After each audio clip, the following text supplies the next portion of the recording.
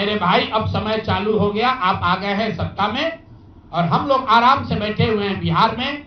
हर वो महिला, हर वो परिवार जिसको 2 लाख रुपया नहीं मिलता है, आप प्रशांत किशोर से संपर्क कीजिए, आप जन सुराज से संपर्क कीजिए। अब सलाह का समय खत्म हुआ, अब संघर्ष का समय शुरू होगा।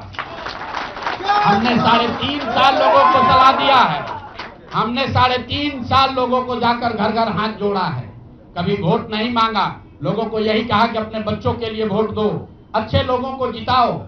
लोगों ने अपने हिसाब से अच्छे लोगों को जिताया है। जिन मुद्दों पर जिताया है उसका मैं स्वागत करता हूं कि स्वरोजगार ही सबसे ज्यादा जरूरी है। उसका वादा एनडीए की सरकार ने किया है, नीतीश कुमार ने किया है और 10-10 हजार रुपया बानगी के तौर पर, एडवांस के तौर पर उन महिलाओं को दिया है।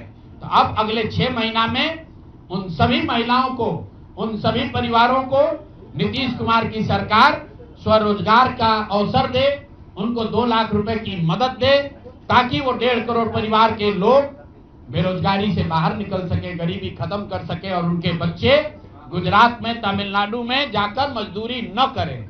और अगर ये नहीं होगा तो हम लोग तो विधानसभा में हैं नहीं।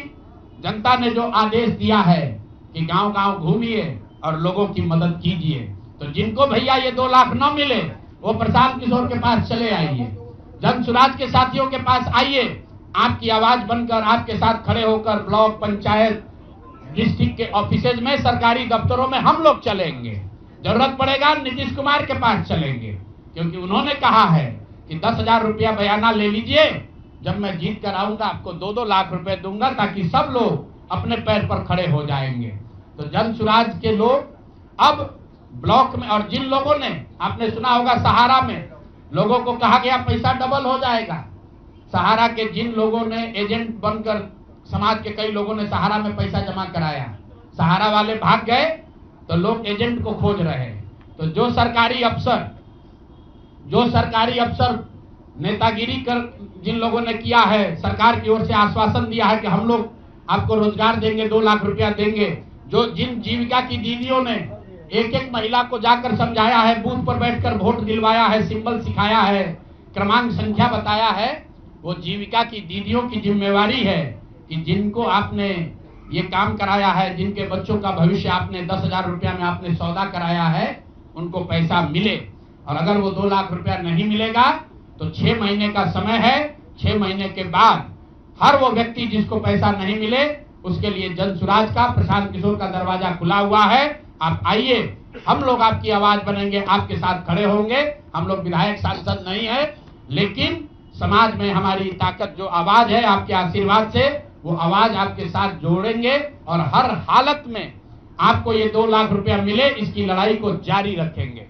दूसरी बात जो कह के मैं खत्म करूंगा, चुनाव से पहले सरकार के भ्रष्टाचार को लेकर, भ्रष्टाचारी मंत्रियों को लेकर इसी जगह पर हम लोगों ने कई प्रेस कॉन्फ्रेंस किए हैं। नीतीश कुमार को कभी व्यक्तिगत तौर पर बेईमान नहीं बताया गया है, भ्रष्ट नहीं बताया गया है, लेकिन हम लोगों का ये मानना था कि नीतीश जी का स्वास्थ्य अच्छा नहीं है, अगल बगल के लोग लूट रहे हैं, चला रहे हैं।